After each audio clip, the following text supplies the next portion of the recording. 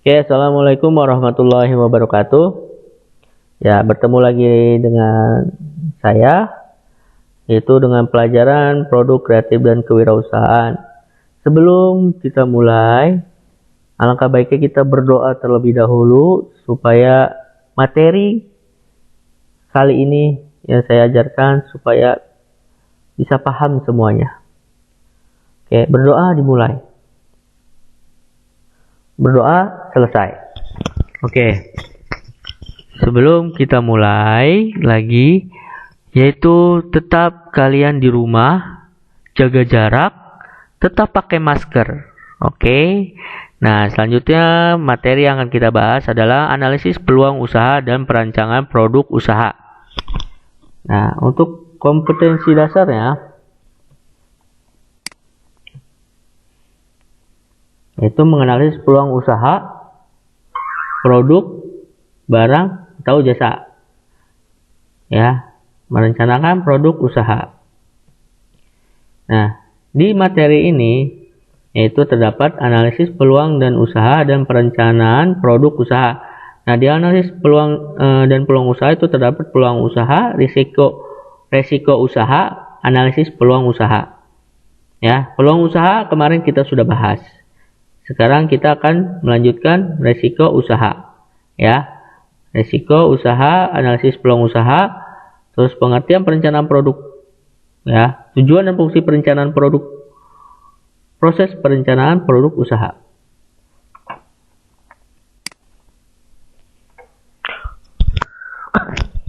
Nah, resiko usaha. Setiap usaha pasti ada namanya resiko usaha. Nah, resiko usaha adalah naik turunnya suatu kegiatan usaha yang terjadi dikarenakan adanya ketidakpastian.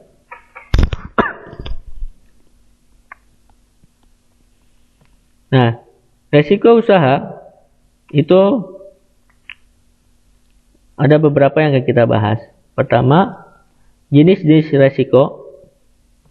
Resiko wirausaha, mengatasi resiko usaha, manajemen resiko usaha, manfaat melakukan analisis dan manajemen resiko bisnis. Resiko dapat digolongkan menjadi dua. Pertama, resiko murni dan spekulatif.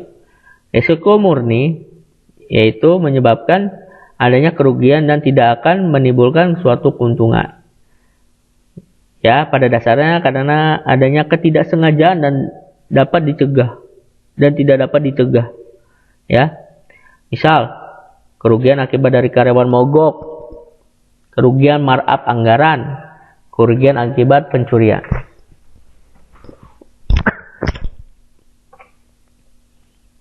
Selanjutnya, yaitu resiko spekulatif. Jadi resiko yang ini merupakan resiko yang diambil dengan sengaja atau secara sadar oleh seorang wirausaha. Ya. Nah, selanjutnya resiko spekulatif. Jadi resiko spekulatif ini ya, itu resiko yang diambil dengan sengaja atau secara sadar oleh seorang wirausaha dan memiliki dua kemungkinan, yaitu mendapatkan keuntungan atau mendapatkan kerugian. Contoh, membeli mobil tanpa adanya asuransi, terus mengalami musibah. Jadi, ya perusahaan otomatis mengalami kerugian. Nah, terus membeli barang dengan menggunakan uang negara lain atau leasing. Contohnya dengan menggunakan dolar Amerika. Ya, jadi gampang dijualnya karena dolar itu kan terus naik. Oke, selanjutnya baru jenis-jenis resikonya. Apa sih jenis resikonya? Pertama, resiko produksi, ya. Resiko produksi yaitu misalnya kalian mempunyai industri clothing, ya. Jadi karena prosesnya otomatisasi, ya, kalau kalian menggunakan mesin. dalam prosesnya biasanya produksinya sering menjadi tidak teliti gitu. Selanjutnya adalah resiko pemasaran. Resiko pemasaran atau proses marketing dan pemasaran produk ya. Jadi perlu kalian itu harus kuasai bagaimana teknik memasarkan produk dengan efektif agar produk yang kalian hasilkan dapat diterima dengan baik oleh pembeli. Ya. Nah, selanjutnya adalah resiko sumber daya manusia. Nah, ketika usaha kalian sudah berkembang dengan baik, maka contoh misalnya ada sifat pekerja yang kurang baik sehingga menimbulkan dampak negatif bagi perusahaan. Jadi resiko di sumber daya manusia ya. Jadi kalian harus bisa tes psikologi sebelum kalian menerima pekerja tersebut. Psikologi, wawancara, dan persyaratan yang dilakukan sebelumnya. Risiko finansial ya. Risiko finansial. Nah, risiko finansial itu kalian misalnya ketidakpastian dalam income atau pendapatan ya. Tidak selamanya kalian itu mendapatkan keuntungan yang besar. Bisa juga kalian mendapat keuntungan yang kecil, bahkan sampai kerugian. Selanjutnya adalah risiko lingkungan. Risiko lingkungan ya, sebagai contoh kamu bergerak di bidang makanan, terus kamu juga harus memikirkan limbah pabrik yang dihasilkan dari perusahaan kalian. Ya, contoh dari bengkel mobil atau motor, otomatis olinya, misalnya ada oli dan segala macam, limbahnya mau buangnya harus di tempat yang seharusnya. Risiko teknologi. Nah, risiko teknologi ini yaitu yang sering muncullah risiko usaha yang sering muncul lainnya tentang risiko teknologi yang sering digunakan ya. Misalnya usaha yang dijalankan selalu selain dibantu dengan menggunakan tenaga karyawan pasti menggunakan bantuan mesin dan teknologi. Nah, bantuan dengan mesin teknologi pasti otomatis harus dilakukan service. Nah, itu teknologi. Jadi kalian harus servis secara berkala, otomatis ada biaya yang harus dikeluarkan. Ya. Selanjutnya adalah resiko permintaan pasar. Nah, resiko permintaan pasar kesuksesan tidak pantas membuat usaha kalian itu memiliki jaminan akan berhasil dalam jangka waktu lama. Yang harus diperhatikan itu kebutuhan pasar untuk bertahun-tahun ke depan. Jadi hasilnya cukup atau tidak. Nah, resiko perbaikan. Nah, resiko perbaikan contohnya adalah kamu harus bisa memenuhi kebutuhan pasar, inovasi produk dan lain-lain, ya. Oke, yang terkait dengan sumber daya alam, teknologi, market, pasar dan lain-lainnya. Nah, sudah resiko kerjasama. Nah, jika kalian berwirausaha dengan partner atau dengan teman, ya, yang namanya bisnis is bisnis, teman ya teman. Jadi kalau kalian memiliki partner rekan bisnis yang tidak selalu bermanfaat bagi usaha kalian, kalian harus tinggalkan, ya. Jadi agar kalian tuh terhindar dari resiko pertama penipuan dan partner yang kurang baik sehingga berdampak merugikan perusahaan kalian, ya. Jadi kalian juga tidak harus tidak langsung mempercayai orang yang kalian kenal. Selanjutnya adalah resiko peraturan pemerintah. Jadi sebagai warga negara yang baik seharusnya kalian selalu patuh dan taat pada peraturan dan hukum yang berlaku, ya, terkait usaha yang dijalankan, ya. Kamu juga harus mempertimbangkan usaha tersebut aman. Terus resiko selanjutnya adalah resiko pengembangan aset. Ya, jadi aset, jadi kamu lakukan sesuai dengan kesuksesan awal, ya, agar keinginan untuk melakukan scale up. Ya, jadi kalian harus memperkirakan serta menghitung kembali resiko yang kemungkinan yang akan muncul. Oke. Selanjutnya. Nah, resiko wira usaha. Ada 3 penyebab kegagalan bisnis. Pertama, kamu mau mulai bisnis itu, masuk ke dalam bisnis itu terlalu cepat. Jadi sebelum masuk bisnis itu kalian harus bisa menganalisis SWOT dulu. Terus kehabisan uang. Kegagalan perencanaan.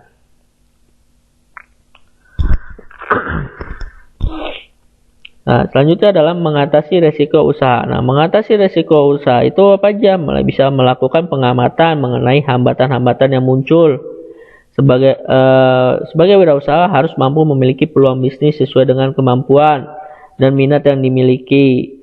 Terus sebagai wirausaha carilah berbagai informasi mengenai kunci keberhasilan dari bisnis yang sedang dijalankan. Selanjutnya sebagai wirausaha, usahakan modal yang digunakan sesuai dengan resiko usaha yang diambil. Ya, bisa kalian baca lagi. Nah, selanjutnya adalah manajemen resiko usaha. Ya, seperti identifikasi resiko, ranking berdasarkan kerugian, kontrol resiko, monitoring dan review. Ya, selanjutnya adalah manfaat melakukan analisis dan manajemen resiko bisnis sebagai bahan evaluasi dan keputusan usaha, peningkatan produktivitas dan keuntungan, memudahkan estimasi biaya, bentuk tanggung jawab sosial dan lingkungan. Ya, kalau kalian ada pertanyaan mengenai resiko wirausaha, kalian bisa WA saya, bisa nanya lewat email ataupun lewat Google Classroom. Nah, selanjutnya kita akan bahas adalah analisis peluang usaha. Ya, semoga tentang mengenai resiko usaha kalian bisa paham. Nah, analisis peluang usaha itu pada dasarnya perlu untuk dilakukan oleh pelaku usaha, ya. Hal tersebut dilakukan untuk melihat peluang tersebut, apakah mampu digunakan untuk mengubah usaha dan berapakah banyak resiko usaha yang ada dalam usaha tersebut. Nah, analisis peluang usaha itu terdapat pengertian analisis SWOT, fungsi SWOT, faktor internal dan eksternal dalam analisis SWOT, contoh penerapan analisis SWOT, masalah dan solusi dalam menganalisis peluang usaha. Nah, pengertian SWOT. Nah, SWOT itu singkatan dari Strength, Weakness, Opportunities, Threat, Ancaman. Atau bahasa Indonesianya, kekuatan, kelemahan, peluang, ancaman. Ya. Jadi, SWOT itu merupakan salah satu model yang digunakan dalam menganalisis suatu organisasi, ya, atau perusahaan tersebut dengan lebih komprehensif. Jadi, strength itu misalnya kekuatan, dapat diartikan kekuatan perusahaan saat ini. Weakness, kelemahan perusahaan saat ini. Peluang itu dimana kondisi peluang yang berada di luar perusahaan atau organisasi dan mampu memberikan peluang untuk mengembangkan organisasi atau perusahaan di masa depan. Threats, ancaman, dapat diartikan sebagai cara untuk menganalisis mengenai tantangan atau ancaman yang harus dihadapi oleh suatu perusahaan.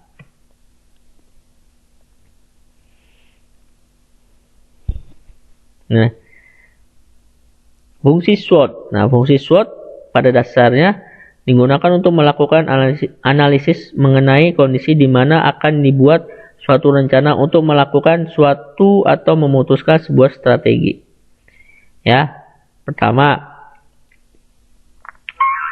memasuki sebuah industri yang baru, memutuskan peluncuran produk baru, menganalisis posisi dari perusahaan pada peta persaingan usaha dalam kurun waktu tertentu, melihat sejauh mana kelemahan dan kekuatan perusahaan, membuat suatu keputusan saat memecahkan masalah yang memiliki kaitan dengan peluang dan ancaman yang muncul dalam suatu usaha. Ya, selanjutnya adalah faktor internal dan eksternal. Nah, faktor internalnya apa aja? Fungsi manajemen fungsional, keuangan, pemasaran, operasi, sumber daya manusia, penelitian dan pengembangan, budaya perusahaan dan informasi manajemen. Faktor eksternal ya, itu lingkungan industri, lingkungan bisnis makro, ekonomi, hukum, teknologi, politik sosial, budaya dan kependudukan. Nah, selanjutnya contoh penerapan analisis SWOT. Ya, bisa. Ini ada rumahan dan usaha batik. Nah, kalau rumahan misalnya keripik mangga. Ya. Misalnya salah satu bisnis rumahan. Nah, keripik mangga itu memiliki kekuatannya apa? Ya, memiliki rasa yang unik, misalnya manis. Ya, berbeda dengan produk lain. Bahan baku dari usaha yang didapat ya lebih dekat dengan perkebunan mangga, itu kekuatan dari produk keripik mangga. Nah, kelemahan dari keripik mangga atau weakness yaitu kurangnya promosi, kerap terjadi kesalahan pada proses pengolahan, memiliki lokasi yang kurang strategis, jumlah karyawan yang sedikit. Nah, untuk peluang dari keripik mangga yaitu produk keripik mangga itu masih jarang. Banyak bahan baku yang didapat, produk olahan keripik banyak digemari di kalangan masyarakat. Ancaman, masih banyak masyarakat yang belum tahu mengenai produk olahan keripik ya, ancamannya. Produk olahan keripik masih kurang populer jika dibandingkan dengan produk keripik singkong. Lanjut ada masalah dan solusi dalam menganalisis peluang usaha. Masalah dalam mencari peluang usaha, solusi memecahkan masalah peluang usaha. Selanjutnya yaitu perencanaan produk usaha. Merupakan salah satu proses untuk menciptakan ide produk dan menindaklanjuti proses ke pasar. Tujuan dan fungsinya ya, tujuan perencanaan produk itu memaksimalkan pelayanan terhadap konsumen, meminimalkan biaya produksi, memaksimalkan laba atau keuntungan, meminimalkan adanya perubahan dalam nilai produksi. Ya, fungsi perencanaan produk usaha menjamin agar rencana penjualan dan rencana produksi tetap konsisten. Ya, itu fungsi perencanaan produk usaha. Dijadikan sebagai alat ukur performansi proses produksi, memonitor agar kemampuan produksi konsisten terhadap rencana produksi. Selanjutnya adalah proses perencanaan produk usaha.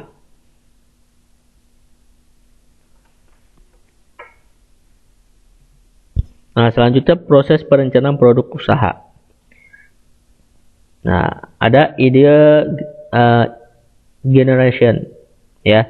Ide generation ini yaitu tahapan ini seorang wirausaha akan melakukan pencarian ide untuk suatu produk, di mana ide ini dapat berupa produk uang benar-benar baru atau produk yang sudah umum di pasaran, akan tetapi menggunakan suatu inovasi produk ya. Selanjutnya adalah produk screening. Produk screening yaitu pada tahap pasca pencarian ide dan konsep produk sudah harus dibuat, tetapi seorang wirausaha harus mencari tahu soal apakah konsep dari produk ini dapat diterima oleh masyarakat atau tidak. Oke, selanjutnya adalah tahap penyaringan ide atau screening checklist ya. Jadi pada poin-poin penyaringan ide ini karakteristik umum dari produk terbaru tersebut ya, karakteristik pemasaran dari produk baru tersebut, terus karakteristik produk baru tersebut. Terus selanjutnya adalah konsep testing ya. Konsep testing atau konsep yang telah diperoleh kemudian diuji coba pada masyarakat. Hal tersebut dilakukan untuk mengetahui seberapa jauh tingkat ketertarikan masyarakat terhadap produk ya. Seorang wirausaha tentunya akan mengetahui sejauh mana masyarakat tertarik dan siap dengan konsep dari produk. Selanjutnya adalah business analysis. Nah, business analysis ini diasumsikan pengujian terhadap konsep produk ke masyarakat berakhir positif atau memiliki potensi yang besar. Kemudian yang dilakukan yaitu melakukan analisis bisnis dengan tujuan untuk menentukan semua hal-hal memiliki kaitan dengan aspek finansial dan dalam produksi dan pemasaran. Nah, selanjutnya adalah product development.